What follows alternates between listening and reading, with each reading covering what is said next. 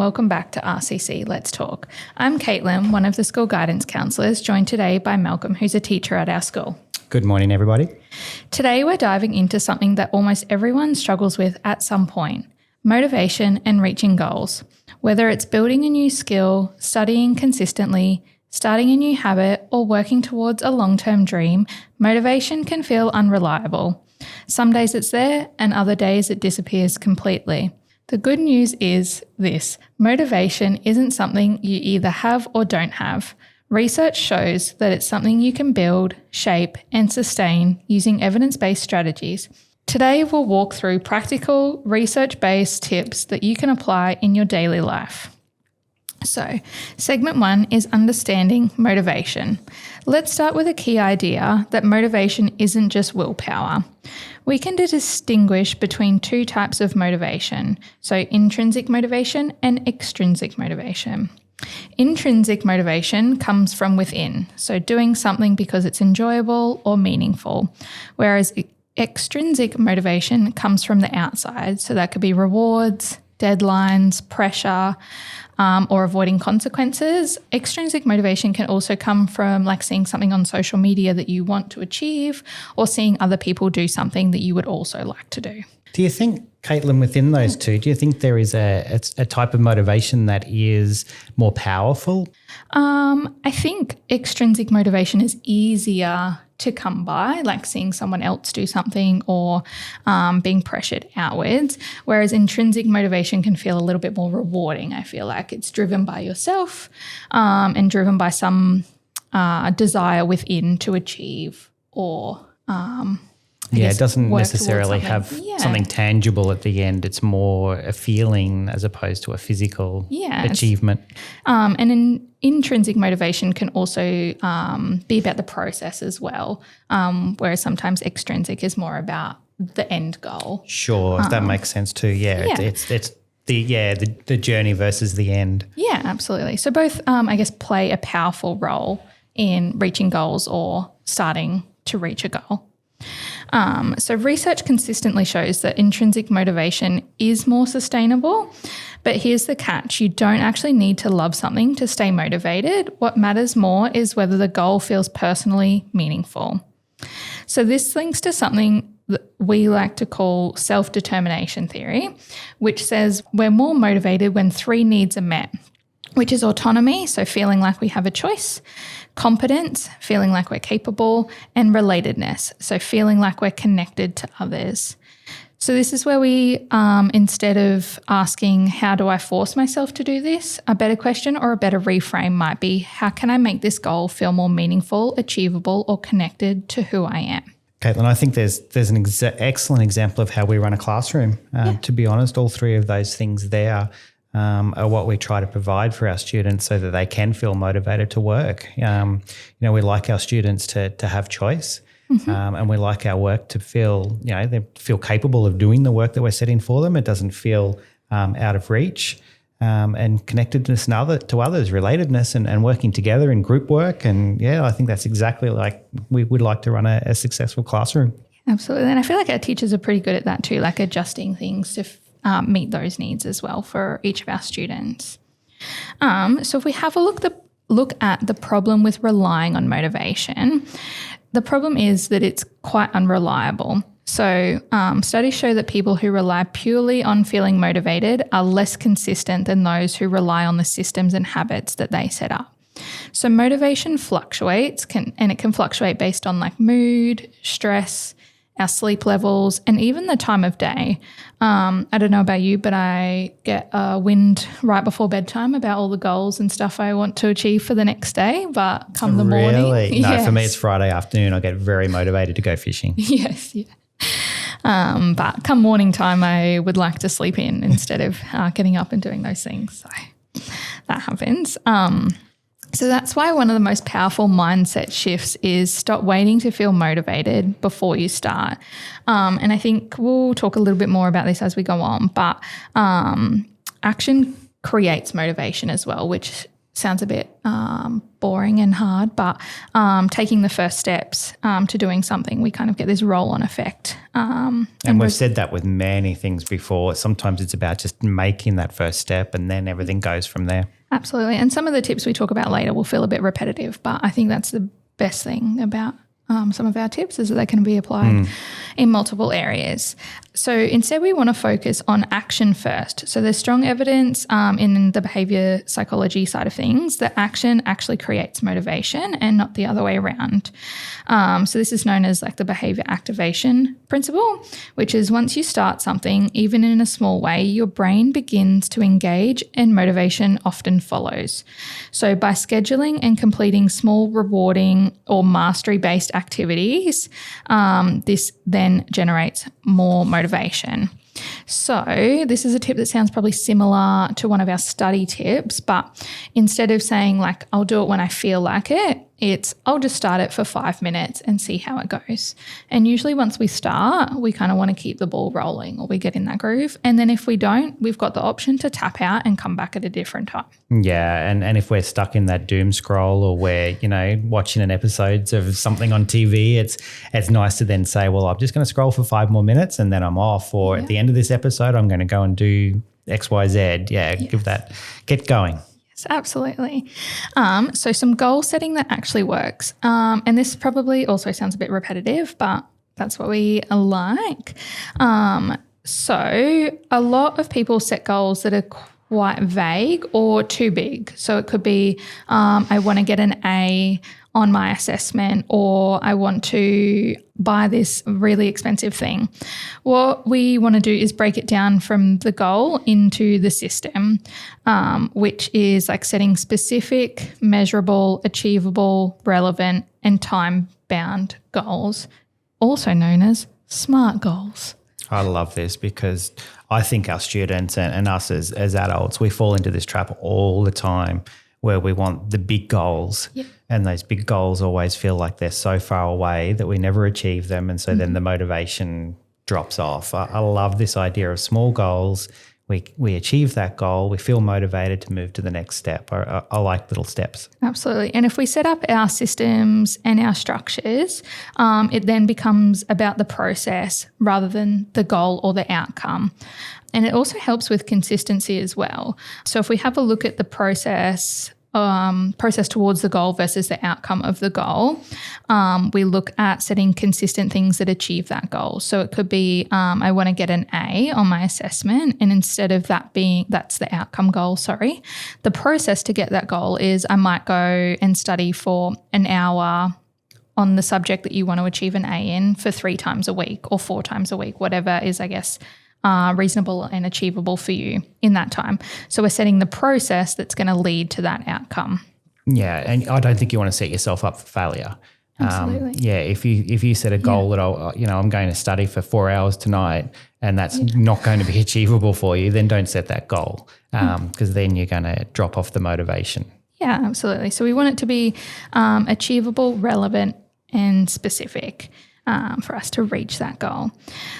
Another key strategy is called implementation with intentions. So this is where you plan exactly when and where you'll act, specific if-then plans, which is designed to bridge the gap between intending to do something and actually doing it.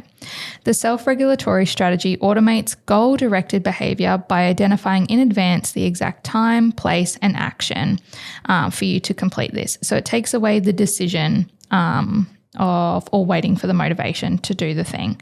So again, another example is instead of I'll study more, you say at 6 p.m. after dinner, I'll study at my desk for 30 minutes.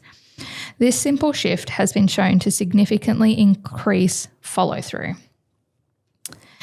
So we'll move on to the power of small wins. Your brain is wired to respond to progress. So when you achieve something, even something small, your brain releases dopamine, which reinforces the behaviour and makes you more likely to repeat it. This is why breaking goals down into smaller steps is so effective. So, for example, instead of write my essay on your to-do list, you could start with open up the document. Another example could be instead of go for a run, which is a huge goal, quite vague, it could be breaking it down into starting with putting on your running shoes. It might sound overly simple, but this reduces resistance and builds momentum. And don't we love that dopamine? Oh, absolutely. Anything that we can do for that dopamine hit, and it only needs to be small, we're going to enjoy and get success out of and follow through and do again. Absolutely. And we can build on those small wins too. Like maybe one day going for a run is huge and you can't achieve that, but putting on your running shoes is achievable. But actually getting out the door isn't. But the next day putting on your running shoes and then getting out the door and walking is the next achievable step. So we just want to build on those small wins as well. Yeah, celebrate success. Exactly. So we want to start a success spiral, essentially. And the small wins build confidence as well, and then confidence fuels further action. Another way to also create a small win or track your success spirals is like tracking your progress as well, like whether it be a checklist, or I know there's a lot of apps at the moment that are quite popular with tracking progress, but something visible, because then you can see your progress and see like your small wins, and that keeps the motivation alive as well. And it's interesting how, the big companies like Apple and Google have done that exact thing with close our rings on our watch. Yeah. That's that motivation to take your 10,000 steps for the day. And it's so silly, but just watching the little ring close at the end of the day is enough. Yeah. So satisfying, right? Absolutely. And I don't know about yours, but mine sends off streamers as well. Like, yep. That's so rewarding at the end of the day, but they know exactly what they're doing. They do. Keeping that motivation alive. So something we've spoken about previously as well is overcoming procrastination. And we've spoken about procrastination not being about laziness, but more about avoidance. And in this particular instance, for motivation, it's about avoiding discomfort. So we might be avoiding stress, self-doubt, fear of failure. And like we've said previously, it's not about just trying harder. It's about reducing that emotional barrier. So I've listed 4 strategies that I think are quite helpful, and they might also be a little bit repetitive, but again, we can apply these strategies in multiple areas, which I think is great. What is so great about them. So I spoke a little bit about it before, but the 5-minute rule, so committing to doing something for 5 minutes, this lowers the mental barrier to starting. So you're not committing to something long-term. It's just 5 minutes, I'll do this. If you stick with it, you stick with it. And if you don't, you don't. But we're starting that success spiral. How easy is it to do a 5-minute walk compared to a half-hour walk? Absolutely. And just out your door, 2.5 minutes one way, 2.5 minutes back. Yep. Then next step. That's it. And same with studying, opening your book, reading the first little bit for 5 minutes. Easy, achievable. And more than 0 minutes. Exactly. So temptation bundling. So we want to pair something that you need to do with something you enjoy. So for example, for me, that's listening to a podcast while walking, or having an enjoyable snack while studying, or writing up notes for work. So pair something you enjoy with something you need to do. Temptation bundling, also called habit stacking as well. Environment design. This is a little bit of an interesting one, but it's around making the desired behaviours easier within your environment and the unhelpful behaviours harder. So if you find yourself scrolling on your phone while you're trying to study, let's remove that unhelpful behaviour by putting it further away. So putting it in a different room and having your study materials in the environment where you're studying. So making that desired behaviour a little bit easier. Or, for example, like laying out your gym clothes the night before. Then you don't have to decide in the morning what you're going to wear, where it all is, and find it. It's just there for you, ready to go. And the last one is self-compassion. So research shows that being overly self-critical actually increases procrastination, whereas being kind but accountable works better. Kaitlyn, can I take you back to number 2 there, where you were talking about pairing something you enjoy? Absolutely. What are your thoughts on things like listening to music while studying, or having the TV going in the background while studying, where, you are, I guess, trying to pair something you're enjoying with something that isn't as enjoyable? big impact there on the effect on the study though? I think there's a lot of research for and against, depending, which is really interesting to read about. It can be helpful if you're not distracted by it. So if you're just having it as a background noise or white noise, but you're still able to read and study, take in the information, but also recall it later without the background noise. So for example, like in an exam condition, they're quite quiet, then it's fine. But you don't want it to be distracting from your study. So I bring that up because we debate it a lot here as teachers at school. And obviously we have rules in the classroom around particularly our younger kids and their ability to listen to music while studying. And we do free that up a little bit for the older age groups. And, you know, as long as it's not something that's involving teaching and learning, you know, if it's a quiet study where they're working on their own, the older kids, we do listen to music. But it's something that over the years we've sort of seen some fors and against. And I know I'm a music listener myself while I work. So it's just interesting to think about where at what point does that actually negatively impact the study. And it can too. Like there's a few studies on like learning and memory recall that says like the environment that you learn in, if you are better able to recall that information in that same environment. So like even down to like chewing gum or smells and stuff. So which is super interesting. So and we know there's a big link there between memory and senses of taste and smell. Yes, so it is like obviously it's going to be helpful if it keeps you on track, like absolutely do that. But if you're finding then come exam time or when you need to recall that information, it's a struggle for you, then maybe listening to music or having that in the background is what is impacting that. Yeah, and I guess, I mean, we could even go and delve down the idea of what type of music it is because there's a lot of research there as well. Absolutely. Another podcast episode maybe. Maybe. So staying consistent long term. The people who reach their goals aren't the most motivated, they're the most consistent. So one helpful strategy is the idea of identity-based habits. Instead of focusing only on what you want to achieve, focus on who you want to become. So maybe you want to run becomes I want to be or I am a runner. So that's the identity-based habit. I am a runner. Then you would run. Instead of saying I want to study more, it becomes I am someone who shows up and works hard. So then the habits kind of fall into that identity-based habit. And each small action becomes a vote for that identity. And remember, progress isn't about being perfect. Missing one day doesn't ruin anything. What matters is returning to the behaviour. So to wrap it all up, motivation isn't something you wait for. It's something you build through action. Let's set clear, realistic goals, focus on small, consistent steps, and design your environment to support you. And most importantly, keep showing up, even when it's hard, because long-term success isn't about intensity, it's about consistency.